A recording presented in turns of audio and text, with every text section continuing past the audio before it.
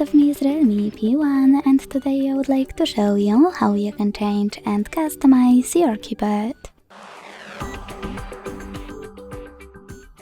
Begin by launching your keyboard and clicking on this icon of a color palette at the top of it.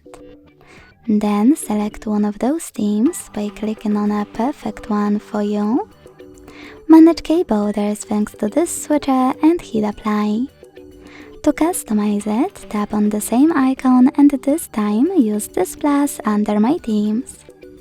Now click on a photo you wish to apply as your new keyboard's background. Pinch it to scale, drag it to move and select next. Adjust brightness by swiping left or right. Hit done. Manage key borders and choose apply. Thanks so much for watching. If you enjoyed this video, don't forget to leave a like, comment and subscribe. Bye!